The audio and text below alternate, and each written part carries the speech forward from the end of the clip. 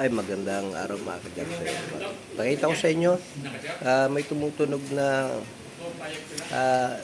bagay sa makina habang umaandar. So, iba-iba talaga yung tunog. So, hindi ko naman na napaandar at na-check na namin yon. So, iba-iba yung tunog niya. So, nag-decide kami na ibaba yung makina kasi sa loob ng makina talaga. Ayan, abangan nyo, tignan natin kung ano yung problema niya, kung bakit tumutunog yung makina. Okay? Meron tayong isang makina dito na binabaklas. Ito ay Ford Mustang 2.0 to. So, katok ang makina nito. I-verify natin pagbaklas ng kalahati. Ma-check natin kung bakit kumakatok, no? So, ayan. Kalahati, tignan muna natin. So, yan ginagawa ng mga mekaniko natin. Uniform. So, para hindi tayo, no? Pagka ito naman ay napakagandang estilo ito. Yung minamarkahan natin para hindi tayo malito, no? Eh kung kayo ay veterano, walang problema naman kung ayaw nyo magmarka. Pero kami mga kadyak, minamarkahan namin para pagbalik, doon pa rin. So, ayan, napaklas na natin. Napaklas na natin yung kalahati. Ito yung ito yung ibang portion. Iayos na yun. Pero hindi pa nakukuha yung kalahati. So, sinicheck natin. Pati yung camshaft kanyang pa lang mga nakukuha natin. Mamaya, bubuksan na yung kalahati. Makita natin kung anong problema. Kung bakit kumakatok. Pero meron na tayong hint dyan. No? Ayan, no? Ayan, kumakatok. Oo. Yeah, medyo parang maluluwag. Yung kanyang mga piston, pero umuuga na yung iba dyan. So makikita naman natin pagka binaklas natin yung kanyang crankshaft doon sa kanyang journal. Ayan. Okay. So ayan, pagka makita nyo may kalug na yung kanyang mga piston, may uga. Ayan. So, baklasin natin ang buo para lalo natin ma-verify, ma-check natin yung kanyang mga bearing sa connecting rod, yan, kung bakit.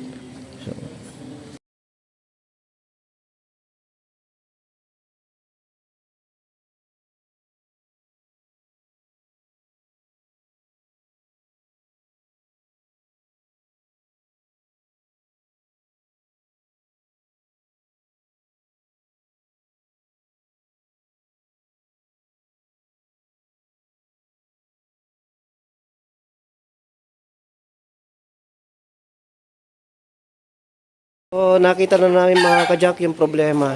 Kaya pala matunog, malagatok. Ito. So, makita nyo kung yun. Nabaklas na natin yung ito yung journal.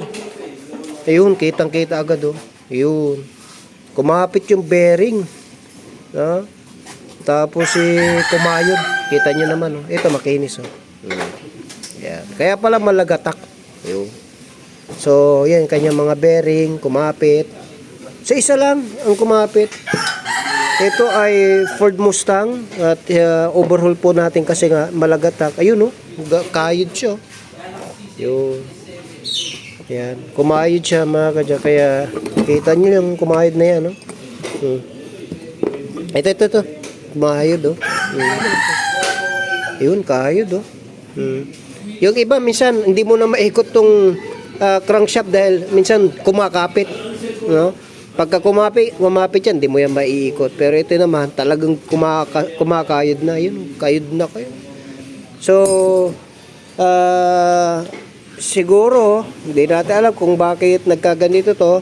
Pero ang mga tendency na mga problemang ganito ay sabihin natin na talagang lumuwag na yung kanyang bearing o kaya sa tinatawag sa pagkagamit, masyadong siguro yung may-ari talagang bugbog, itong makina na ito talagang pinanghaharabas kasi Ford Mustang.